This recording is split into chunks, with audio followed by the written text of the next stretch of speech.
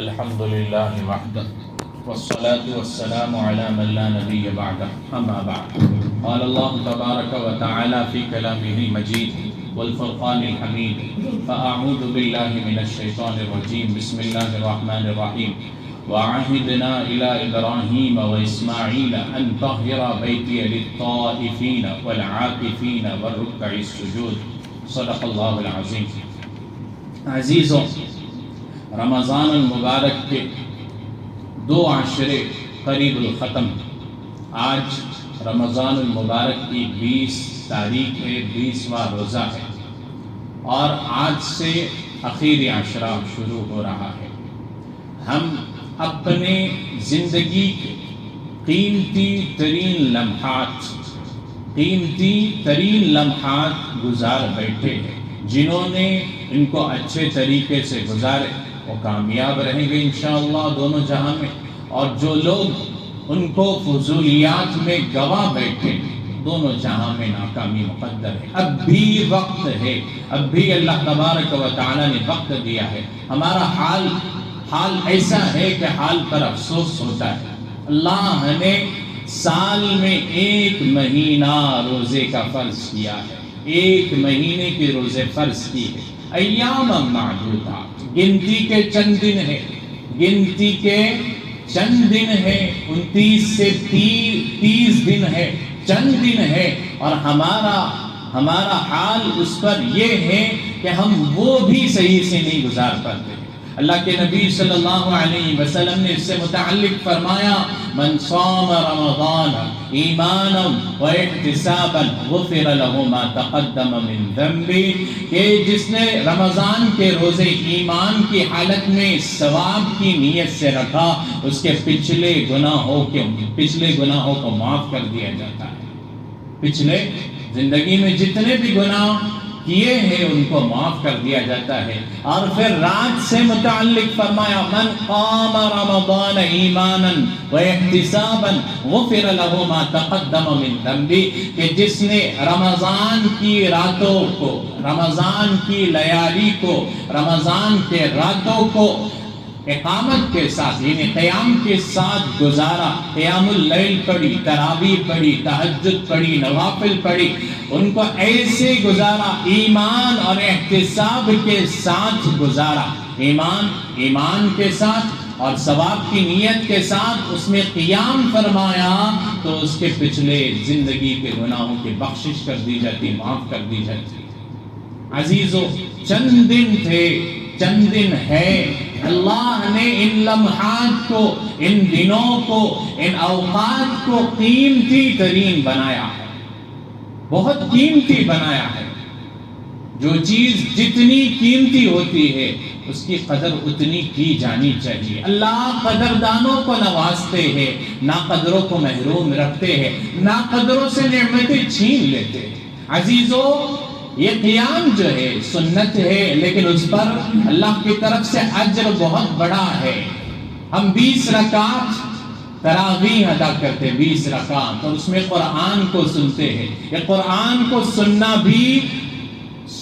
بھی ثواب کا کام ہے. جیسے کہ اللہ کا حکم ہے کہ جب قرآن پڑھا جائے تو دھیان سے سنو، کان لگا کر سنو، ثواب کا کام ہے. تراویح میں ہم پورے مہینے میں مکمل قرآن سنتے ہیں. اللہ توفیق سب کو عطا فرمائے. اور 20 رکعت تراویح، 20 رکعت نماز ادا کرتے، 2 کر کے. گویا 40 سجدے ادا کرتے ہیں. کتنے؟ 40. جو بونس فرض کے علاوہ ہے، فرائض کے علاوہ ہے، فرض نمازوں کے علاوہ ہے، بونس میں ہے اور رمضان کے راتوں کے قیام میں ہے، یعنی کہ ادا کر رہے ہیں تو گناہوں کی بخشش ہے. اور پھر 40 سجدوں پر کیا ہے؟ اللہ 17ویں پارے کی آیت سورہ حج کی ہے وَاسْجُدْ وَاقْتَرِبْ سجدہ کر، اللہ سے قریب ہو جا۔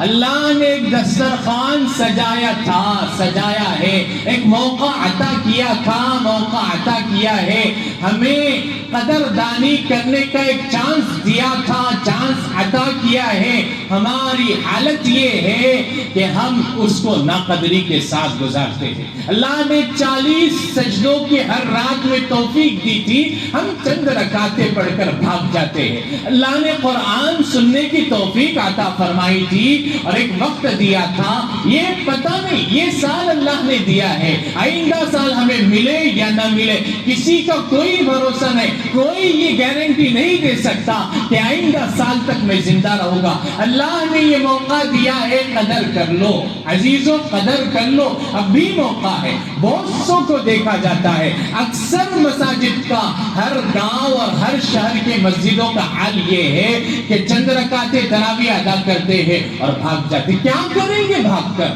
کہاں جائیں گے؟ باہر جا کر سگریٹ اور بیڑی پیئیں گے، باہر جا کر گپ شپ کریں گے، باہر جا کر بیٹھے رہیں گے۔ اللہ کی مسجد میں کیوں نہیں؟ ہمارا حال تو جمعہ کے دن بھی یہ ہے، وہ خطبہ جس کے لیے فرشتے بھی اپنے رجسٹر بند کر دیتے اور سننے میں لگ جاتے ہیں، خطبہ پورا ہو جاتا ہے، خطبہ ادا ہو جاتا ہے اور خطبہ چلا جاتا ہے، نماز کی 1 رکعت ہو جاتی ہے اور ہم نماز کو آہستہ آہستہ ایک دم خرامہ چلتے ہوئے آتے رہتے ہیں۔ وہ دن جو ہفتے کا سردار ہے اور رمضان کا جمعہ، ہماری یہ غفلت، ہماری یہ لاپرواہی کہ ہم جمعہ کو حرام سے آتے ہیں، فرشتوں کے رجسٹر میں ہمارا نام، ہم صرف فارمیلٹی پوری کرتے ہیں، بس کرنا ہے اس لیے کرنا ہے۔ کیوں؟ اللہ کے بندو، اللہ کے بندے بن کر اللہ کی بندگی کے ساتھ زندگی گزارو، نام کے لیے نہیں بلکہ کام کے ساتھ، اس کی روح اور اس کی اسپرٹ کے ساتھ ہر کام کیجئے تو فائدہ ہے، ورنہ فائدہ نہیں ہے۔ وہی اگر جمعہ کے خطبے سے پہلے ہم آتے ہیں تو فرشتوں کے رجسٹر میں نام ہمارا اندراج ہو جاتا ہے، درج ہو جاتا ہے، نوٹ ہو جاتا ہے، اللہ کے دربار میں وہ نام ہمارا پیش ہوتا ہے۔ یہ اللہ کا نظام ہے بنایا ہوا، اس کو سمجھیے۔ بارہا میں تاکید کرتا ہوں، اصل بات کی طرف آتا ہوں کہ لاسٹ عشرہ، آخری عشرہ ہے اور آخری عشرہ بہت قیمتی ہے، اور یہ قیمتی تبھی ہوگا جب ہم اس کو قیمتی بنائیں گے۔ اللہ نے وقت کو قیمتی بنا کر رکھ دیا ہے، اس کو آرگنائز کیا ہے اللہ نے، لیکن ہم اس قیمت کو، ان لمحات کو، اپنے ان اعمال کو اپنی زندگی میں لا کر اپنی زندگی کو، اپنی لائف کو سیٹل کرتے ہیں یا نہیں، اپنی زندگی کو قیمتی بناتے ہیں کہ نہیں، یہ ہمارے مرضی پر منحصر ہے۔ آخری عشرہ شروع ہو رہا ہے، آخری عشرہ، 2 عشرے تو گزر چکے، لیکن آخری عشرہ خصوصی طور پر بہت زیادہ اہمیت کا حامل ہے، اس لیے کہ اللہ تبارک و تعالی نے اس میں لیلۃ القدر کو رکھا ہے، شب قدر رکھی ہے، قدر کی رات رکھی ہے، جس کے لیے اللہ تبارک و تعالی نے ایک مکمل سورت اتاری ہے۔ انا انزلناہ فی لیلۃ القدر وما ادراک ما لیلۃ القدر لیلۃ القدر خیر من الف شہر، لیلۃ القدر ایسی ہے جو 1000 مہینوں سے بہتر ہے۔ کتنے مہینوں سے؟ 1000 مہینوں سے۔ خیر من الف شہر، شہر مہینے کے لیے آتا، الف 1000 کے لیے آتا ہے، 1000 مہینوں سے بہترین رات ہے۔ اللہ نے 60 سے 70 سال کی زندگی دی ہے، کتنے اعمال کرتے ہیں؟ یہ آخری عشرہ اللہ نے ایک سنہرا گولڈن چانس دیا ہے، سنہرا موقع دیا ہے، اپنی زندگی کو، ان اوقات کو صحیح استعمال کر کے قیمتی بنائی، دونوں جہاں کی کامیابی۔ اور اسی عشرے کو پانے کے لیے اللہ کے نبی صلی اللہ علیہ وسلم کی تاکیدی سنت ہے، اور وہ کیا ہے؟ اعتکاف۔ اعتکاف اللہ کے نبی صلی اللہ علیہ وسلم کی یہ تاکیدی سنت ہے۔ اللہ کے نبی صلی اللہ علیہ وسلم کا یہ معمول رہا ہے کہ روزے کی فرضیت کے بعد سے اپنی موت تک برابر اس سنت کا اہتمام فرماتے رہے، کبھی اس کو ترک نہیں فرمایا، بلکہ جس سال آپ کی وفات ہوئی اس سال 20 دن کا آپ نے اعتکاف فرمایا۔ معلوم ہونا چاہیے کہ اعتکاف بڑی اہم ترین عبادت ہے۔ انسان دنیاوی اور ذاتی مصروفیات میں الجھ کر بسا اوقات اپنی تخلیق کا مقصد بھول جاتا ہے کہ اللہ نے مجھے کیوں پیدا کیا ہے۔ شیطانی اثرات اس کے دل و دماغ پر اس طرح چھا جاتے ہیں کہ اسے یہ سوچنے اور غور کرنے کا بھی موقع نہیں مل پاتا کہ آخر میرے رب نے مجھے کیوں پیدا فرمایا۔ اور پھر رفتہ رفتہ یہ غفلت اتنی بڑھ جاتی ہے کہ نماز، روزہ، زکوٰۃ اور دیگر عبادتوں کے انجام دینے سے بھی ختم نہیں ہو پاتی۔ اپنی اسی غفلت کی طرف متوجہ ہو کر اپنی اصلاح کی خاطر بندہ اپنے مالک کے چوکٹ پر اس کی رضا اور خوشنودی اور خوشی کو پانے ساتھ ہی ساتھ اپنی غفلت کے جرم کی معافی کی طلب میں اس کے در پر، اس کی چوکٹ پر مسجد میں پڑا رہتا ہے۔ یہی اعتکاف۔ اور ساتھ ہی ساتھ شب قدر کی تلاش، اس کا حصول بھی اعتکاف کے مقاصد میں سے ہے۔ رمضان کے بابرکت اوقات کی قدر اعتکاف کے بغیر مکمل نہیں ہو پاتی۔ اعتکاف کی حقیقت یہ ہے کہ انسان سب سے الگ تھلگ ہو کر، کنارہ کش ہو کر اور ہر طرف سے بالکل یکسو ہو کر اللہ کے گھر یعنی مسجد میں اللہ سے لو لگانے کے لیے اور اللہ تبارک و تعالی کا خاص تقرب اور قرب حاصل کرنے کے لیے گوشہ نشین ہو جاتا ہے، ایک کونا پکڑ لیتا ہے اور اپنا پورا وقت اللہ کی عبادت و ریاضت، ذکر و تلاوت، تسبیح و تحلیل، توبہ و استغفار اور دعا و التجا میں استعمال کرتا ہے، اور دنیا کے تمام معمولات، تعلقات اور مشاغل کو بھی صرف حکم خداوندی 10 دنوں کے لیے پورے طور پر ترک کر دیتا ہے۔ یہ اعتکاف۔ امام غزالی فرماتے ہیں اعتکاف کے معنی یہ ہے کہ آنکھ، کان، زبان، ہاتھ، پاؤں وغیرہ جسم کے تمام اعضاء کو ان کے روزمرہ کاموں سے روک دیا جائے، اور یہ بھی ایک قسم کا روزہ ہے۔ چنانچہ رسول اللہ صلی اللہ علیہ وسلم فرماتے ہیں میری امت کی رہبانیت یہی ہے کہ وہ مساجد میں آ بیٹھے یعنی اعتکاف کرے۔ پچھلی امتوں میں لوگوں نے دنیا سے کنارہ کشی اختیار کری۔ اللہ کے نبی صلی اللہ علیہ وسلم نے فرمایا لا رہبانیت فی الاسلام، اسلام میں کوئی رہبانیت نہیں، دنیا سے کنارہ کشی نہیں ہے، اپنے آپ کو الگ تھلگ کرنا، عورتوں سے کاٹنا نہیں، نکاح بھی کرنا، نکاح بھی میری سنت ہے، اور دنیا میں رزق حلال کی تلاش یہ بھی میری سنت ہے۔ لیکن رہبانیت سے متعلق فرمایا کہ میری امت کی رہبانیت یہ ہے کہ مسجد میں آ کر بیٹھے اعتکاف کریں۔ اعتکاف کسی مستقل عبادت کا نام نہیں ہے کہ 24 گھنٹے عبادت میں مصروف رہے، بلکہ اعتکاف ایک شرعی پابندی کا نام ہے کہ اعتکاف کے دوران فضولیات سے یعنی غیبت، چغلی، جھوٹ، دنیاوی باتیں وغیرہ سے دور رہے۔ شیخ الحدیث مولانا زکریا رحمت اللہ علیہ فرمایا کرتے تھے کہ خوب کھاؤ، جی بھر کر سو، مگر باتیں نہ کرو۔ سونا بری بات نہیں ہے، سونا بری بات نہیں ہے، اعمال انسان کر رہا تھا اس سے محروم رہ گیا، بس اتنا ہے۔ کھانا اچھی طرح کھانا ہے، جتنا ہیلتھی لائف اسٹائل کے لیے ضروری اتنا کھائے انسان، جی بھر کر کافی ہے، اس میں کوئی عیب نہیں ہے۔